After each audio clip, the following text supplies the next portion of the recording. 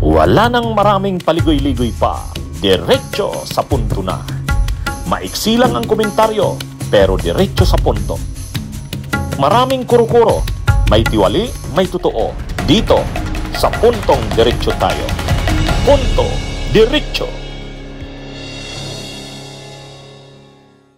Sa totoo, ang totoo nito mga kabunyog,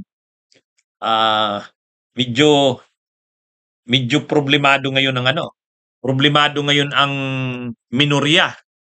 Yung siyam na senador, yung minority, problemado sila ngayon. Kasi talagang malaki ang posibilidad matapyas sila. Kung sa makapon, makakastraight, makakastraight, makakapon ang minorya. Bakit? Tingnan nyo, si Bato de la Rosa, nandyan ang posibilidad na maaresto na ng ICC. Pag naaresto yan ng ICC, nandun na siya sa dahig. Wala na naman siya sa bilang ng mga senador ng minority. Sila Chis Escudero, sila Joel Villanueva, sila Jingoy Estrada, kung tututuhanin yung magkakatotoo yung sinasabi ng ni Ombudsman Boying na kakasuhan yan at lalabas ang arrest warrant yan bago magpasko. Di ilang senador yan. Chis Escudero, Jingoy, Joel Villanueva, di ilan na yan. 4 na ang mawawala. 4 na ang mawawala. Kumbaga, 5 na nga lang sila. Mawawala si Bato, mawawala si Jingoy, mawawala si Joel Villanueva, mawawala si Chis Escudero. Ilan na lang? 5. 5 ang matitira. Sa susunod na mga buwan, si Bongo naman yan. Kasi posible na rin lumabas ang arrest warrant ni Bongo sa ICC. Ayon kay dating Senador Trillanes. Mga first quarter daw yan ng 2026. Ano na ito? Kumbaga, mapipilay, makakastraight, makakapon. Ano bang masasabi natin sa dun sa minorya? Sino pa bang matitira? Ang matitira na lang si Robin Padilla. Si Robin Padilla na lang. Saka si Alan Peter Cayetano. Sino pa ba? Siyam sila. Si Amy Marcos. Si Amy Marcos. Yan na lang yata ang matitira. Saka si Marcoleta. So yun pala ang matitira. Cayetano, Marcoleta, Amy Marcos, Padilla. 4. Sino pa bang nakalimutan ko? Kasi si Bato, si Chis, si Jingoy, si Joel, plus si Bongo, 5. Tama, talagang makakapon ang minorya sa Senado. Tapos sasabihin na naman nila diyan, sinasadya ba yan?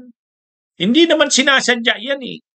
Talagang normal na yan eh. Unang-una, may anomalya sa flood control, iniimbestigahan. Lumalabas ang mga sangkot galing sa mayorya o sa minorya. Chis Escudero, Jingoy, Joel Villanueva. Yun? Kapag talagang kinasuhan sila at lumabas ang arrest warrant, hindi naman pwedeng hindi sila arestuhin. Anong gagawin nila? Magtatago si Chis Escudero? Magtatago si Joel Villanueva? Magtatago si Jingoy? Ano ito mga kabunyog, mga kababayan? Malaki talaga ang posibilidad na sa darating na mga araw, ang Senado, ang minorya ng Senado ay makakapon, castrated.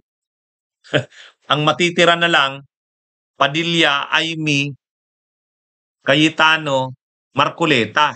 Si Marcoleta nga may problema rin eh. Yung kanyang problema doon sa susi niya. Binigyan na lang siya ng 10 araw ng COMELEC para magpaliwanag hanggang December 1. Aside pa dyan, pwede pang kasuhan si Marcoleta sa Ethics Committee. Bakit?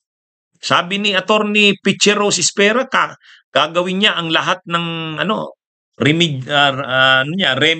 remedyo para naman mapanagot si Marcoleta. Kasi yung mga ginagawa ni Marcoleta tulad nun, gumamit siya ng mga falsified documents 2 beses na ayon kay Attorney Espera eh.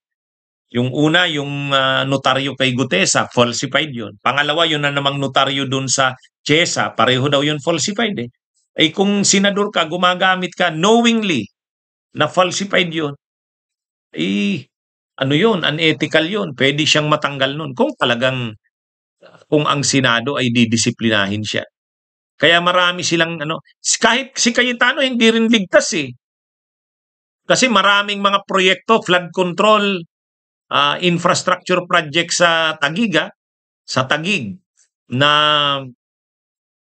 Diskaya ang kontraktor. Mga projects din ba 'yon ni Alan Peter Cayetano? Yan. Aalamin din natin 'yan. Kaya mukhang grabing problemang kinakaharap ang mga miyembro ng minorya. Ayang si Amy Marcos may mga ngayon na yung tungkol sa kaso niya dun sa excise tax ng 'di ba yung tobacco excise tax? Nasangkot diyan si Amy. Malamang bubuhayin 'yan. Kaya maraming problema itong mga nasa minorya ng Senado. Maraming problema sila. Sa susunod na taon, pag lumabas pa ang arrest warrant ni Bato o ni Bongo, ayan, si Bongo delikado na rin. Kaya ito? Mukhang matindi ang nito mangyayari. Mapipilay ang minorya. Tapos sasabihin nila parang tinatarget sila, sinasadya. Hindi naman sa sinasadya 'yun. Talaga lang unang-una. Si Bato matagal naman na 'yan. Panahon pa na presidente pa si Duterte, sinampa na yung reklamo sa ICC. So hindi naman 'yan masasabi na ngayon lang siya kinasuhan sa ICC. Nung panahon pa yan, nandyan na yan sa ICC. Kaya lang, binabaliwala nila. Akala nila wala lang yan. Kumbaga ngayon lang naman lalabas yung arrest warrant sa kanya eh. Pero matagal na yung kaso. Kaya hindi niya masasabing ginigipit sila, sinasadya. Yung sila Chis Escudero, Joel Villanueva at Jingo Estrada, mayroon talagang kampanya laban sa anomalya sa flood control. Sangkot sila eh. May mga testigo, may mga ebidensya. Alangan namang hindi sila panagutin. Bunyog, halikan na kasama ka. Bunyog, kapag buklod ay may pag-asa. Luzon, Visayas, Mindanao, isa ang pananaw. Sa bagong Pilipinas ang bunyog isisigaw. Bunyog, bunyog, bunyog.